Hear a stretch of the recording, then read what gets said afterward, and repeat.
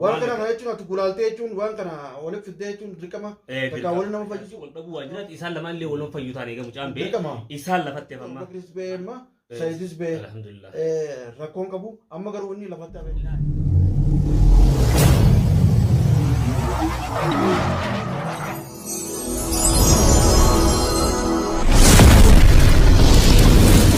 السلام عليكم ورحمة الله وبركاته. أرانتنا من بلو شو جرا الرب برا أورون تي في من بلو شو دفجرا بلو شو دينجد أبو بكر بلو شو أكا أبو بكر باسه نمو كوبا بايتورا جل ديمه ورا دلقات تيمه إفدراري مجاخنا واي وجل جنيتشا جل ديمه باسه بلو شو الرئيسان وان تكتا كرابرو فدي أكمان سنينجتي فيديو رتي جل ديمتي وان كنا isini asbaasaa waan itti hidhame akkuma isiniin jetti balloo shoo bir dhufeetiin jira balloo shoo akkatti baasee saayimu waan isaan jidduu jirus yoo keessa beeku taate angaaf san keessan beeku wanni kanaaf akkamitti taati akkamiin mucaan kun hidhamuu hin diyaadha wanni charra baasee naasuse balloo shoo akka keessa beektotaatti na fakkaata saniifiin isa bira dhufe isa biraa jirarra isarraa qorachuun hin deesan balloo assalaamu alaykum warahmatullahi wabarakatuh daawwattoota hordoftoota keenya birraa ooroo tiiviin gaara jechuun mana keessatti argamee jechuun waan narraa baruu fedhee jira.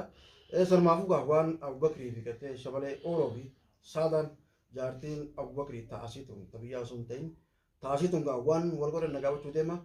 Egaa asumaanuu kan isin himnu ta'a rakkoon qabu jarri qullaa wanni wal godhan duraan dursee takka takkatti adda siima.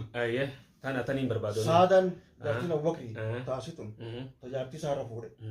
Jaartiin isaa immoo Abubakrii tajaajilti ilmaanii biyya galtee biyyeerti.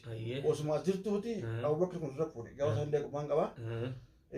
Saadota tana irra fuudhe xiqqoollee jechuun nama bubbulaa irraa irree. Saadaatu irra bubbulaadha. Dhalaan eega nama. Saadaa xiqqoodha moo? Saadaan guddoo haa turu.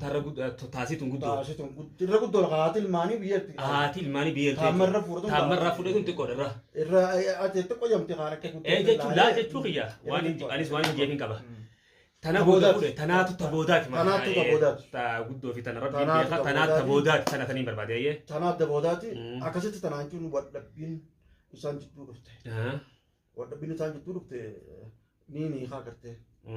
Tanatti gaafa kisha walitti aaranii. Abubakariin ni hajaa. Isiitu jaartii biyyaa sanii fi anuma hojii jiraadhu. Jettiin. Jettiin jechuudha. Saada warri si gargaru.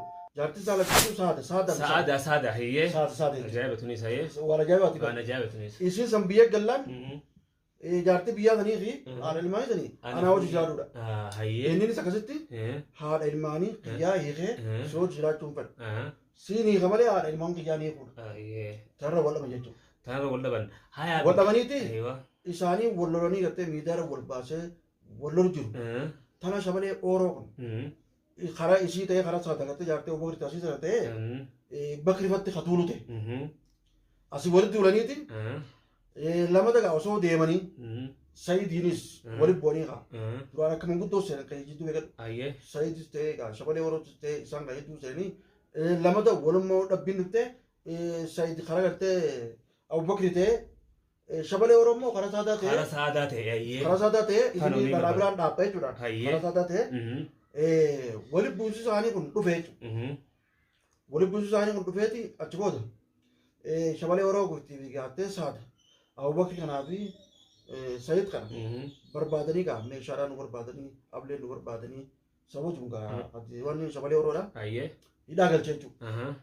Akkasitti hidhamanii hidhaa keessa turanii hidhaa keessa eegu turan gaa jaartiin saada gartee jaartiin Abubakrii biyyaa tokkonis telefoonaan dhawanii gaa balloo akkana quba qabda gaa gartee Abubakrii fuudhuusi gaafa yaa'ii san hunda goonee anis gaa fuudhu jee gartee kan itti dhiisan quba qabda. Har'a immoo jaartiin isaa tun haadha ilmaanii kana hiiki na dhiise jechuudhaani isiin tunii fi inni kun wal dhabanii jiranii dubbisa waan keessa quba qabduuf. Abubakrii dhaabbu hidhaa sana irraa gartee naa baasii naan jettee. Akkasitti gaa Abubakrii kanaas hojii daleena bakka tokko hojii daleena.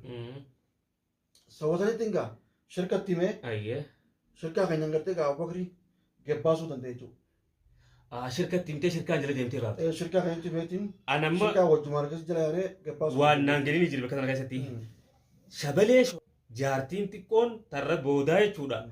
jaartii guddoo hiikeette akkamitti isii wajjita ta'uu danda'ee mucaa kanarra duuluu danda'e maal keessaa qaba bikka tana anta ani wanni sanna dhibe an bikkaan irra dhaabbadhu bikka tana wanni sanna dhibe maal beeta namni ammaa kuni tana hiikifaa takka wasin jeetuma eegayite waan biraa fuudhuufaa badhaa an bara waan biraa keessaa wayii keessa zamanni kun amma nuti jiru kuni zaman akhir yaa zamana jechuun dhalaa fi dhiirtiin illee ni bollaalte zamana gartee dhiirti dhalaa ta'uu feetu zamana gartee ammaasis dhalaa dhiira ta'uu feeti zamanni kun akka zamana akhir taatee beekame taanumaan as deebi'anii jechuun akka manguddoo seenii Abubakar jechuun jaartii tana yoo hiittallee jechuun bakka wanni keessa jirudha.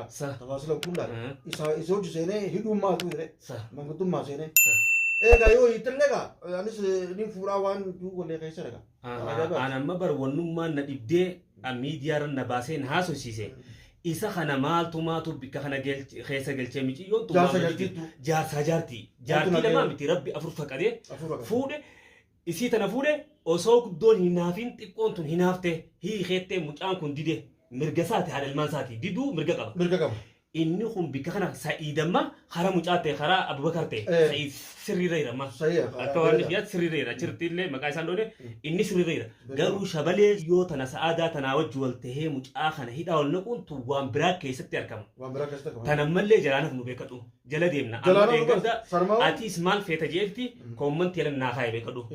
Inni tanaas gana waliin haa agarru taana waan inni fidus ni ilaalla. Takkanaati bikka kana gaa heera cabsinu. Heera Islaamaatti bifa Oromootti illee cabsinu nuti. Inni baramanii beektaa akka kiyyatti lafatti hafeewu. Asii lafatti hafee jira. Waan hin baare shabalee Oromoo kun lafatti hafeewu. Akkamiin lafatti hafe? Duraan amma saadaa karaa saadaa ta'e jechuun Abubakar fi Seefa sidhanii mireema. Jedhan eegaleen amma bahan Sa'iidis beesaa. Anamma Abubakar kana baay'ee sanis beektu ba'a. Abubakar kana amma karaa shirkaatiin iyyaafadhe jechuun bakka itti nama kanaas jala deemeetiin iyyaafatu jira.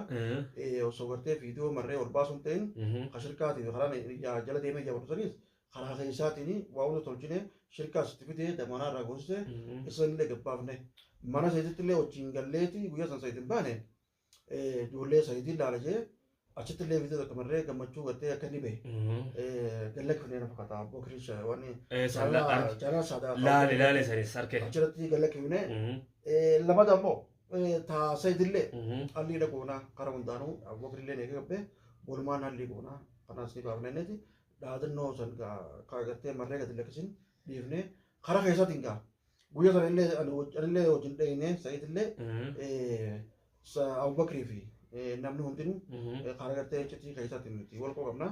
Waa hunda goonee anis gaa biratti hin argamne malee waa hunda baafnee jira waa hunda goonee jira. Alhamdulillah rabbil alamin. Isaan lachuutu Abubakaris ba'ee amma Sayidis ba'ee rakkoon qabu amma garuu inni lafatti hafe. Laa shabalee shoofara lafatti hafe jaarsaa jaartii wal dhabuu waan jiraatu isaan lamaan illee wal fayyuu taanee gamu caan ba'e isaan lafatti hafe amma aan amma sanirraa hin dheengadde jechuudha. Aaree ol ba'e bikka kana keessaa shabalee Oroon bikka tana keessaa maal qaba? Wanni qabatu birraa Oroo TV'n duraanuu dhaabbatee hooma kanaa kana. Waan kana kana jechuun ati gulaaltee jechuun waan kana walitti fiddee jechuun dirqama takkaa waliin nama fayyisu takkaa walitti amma silaa shabalummaanuu bikka kana hedduu seene akkuma sadii silaa wanni kanaa kun sa'aadaa sirraan fakkaattu iddoo jaartii duraati ilmaan qabdiif akkamittuu kana jettaa hiikiin hin taatu duraanuu osoo beektuu fuute maaltuutu deebi'ee hiikeechu jechuun si'eechisee jechuu qabatu jechuudha. Arra isii wajji tahee hoguu mucaarra duulee mucaa ol naqe tana wanni onni nama ga'an guyyaa san akkaan itti haasawan beeku aaree isa dubbiin karam deemtii duraan taa'eet ilaalu jiru waan kana isa dubbiin karam deemtii arraa shabalee Oroonaan duraan nama waliif fayyisuttiin beekaa arra karaa kanaan dhufee arra gaa bikka kana keessatti wanni biraa jiraachuu ni malti beekadhu miiqoo jooltoonis jiraachuu ni malti. Anamma bakka kana keessatti waan inni seenu eegamma Abubakaris gabbee jechuun Sayiidis gabbee akkatti isaan gabbaanis ni beeka. Jara kana jettee joo jidduu seentee jechuun walitti gartee kabajuu taate. Beekadhu namni Oromoo jiru nama jidduu seeree wali fayyaa barbaadu ture bareedaa. Sanii irra bareedee. Asumaanuu waan si dhaamuun qaba. Jara lameen kana gadi baafne Sayiidii fi Abubakar illee gadi baafne rakkoon qaba. Kan isaanillee immoo shabalee Orootii fi takkaawoo Saadaa takkaawoo Abubakar takkaawoo Sayiid akkamitti asii walitti dhifnaa miti. Walitti fayyisuun keenya hin oolamu. Inshallah walumaan taanetti walitti fayyisna. Hatta shabalee Oroon akkasitti aaree jiru maaliif gabbaasaa samda dhageen jirsi yaddatu isaa ani sabsarratti ol bahee balloon haqa qaba balloon namummaa dhala namaa yaadeetti hojii dalaga mucaa kana jala deemee baaseedha. Awwalli baasee kun dirqamaatiin dirqama keeraawwatte. Banamni beeta. Ammaas walumaan taanee dubbii tana isaan kana jidduutti ilaalla inshallah rabbi. Kun dirqama. Dirqamaan beeta. Yoo araba jabaaf ta'e nuti araba jabaaf illee tokko. Jabaaf illee. Nama abbaa waa dhabee jiru beekamtu namni miskiina roosnaan nuti nama jabaaf illee baafnee miskiina kana jechuun baafnee dhaabbachuu qabna. Namni as keessatti walitti roorrisuu hin feene akka kiyyaa amma kiyyattan. Akkana.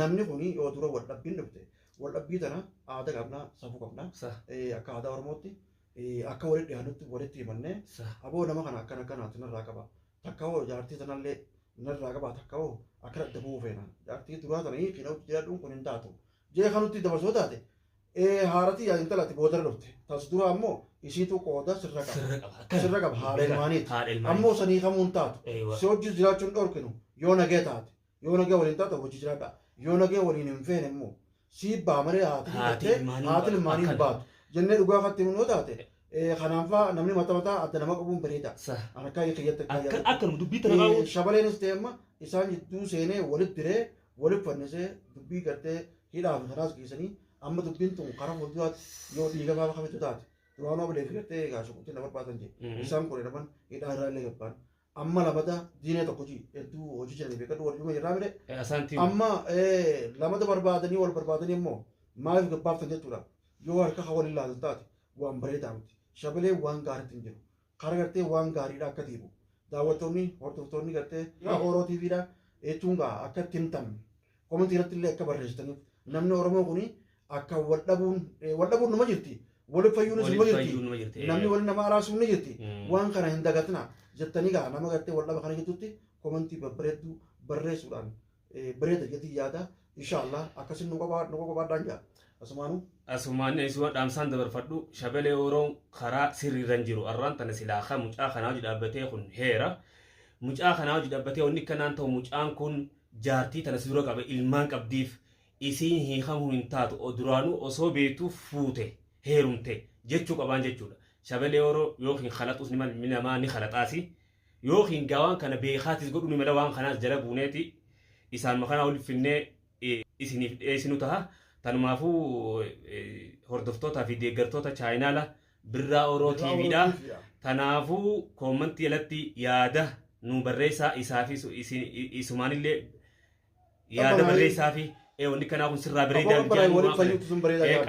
qabbanaa bareedaa isinillee gorsa adda addaa koomantii alatti nu kannadha assalaamu alaikum warahmatullahi wabarakatuh hanga sagantaa biraa qabannee walitti dachaanutti inshallah nagaa nu turaa Asumaanu galatoon jechuun nagaafachuu keetiin galatoon bareeda inshallah nama gartee nama oltaasu rabbi nu haa godhu inshallah nama waa waliin fixuu miti nama oltaasu malee haala qabbane inshallah taala takkanaat hordoftoota keenya birraa Oromoo TV jechuun galatoonfadhaan jaa daawwadhaadha subscribe share like godhu hin dagitinaadha nama hunda biraan nu gaadha yaadaas shabalee Oromoo rakkannadha wanni kanaa kun bareedaa mi gorsa adda addaatiin nu as baasiniin jenna hordoftoota keenya waan dhageenyaa fi waan gartee nu hafee jechuun viidiyoo lama daarii qayyisee deemuu taraa inshallah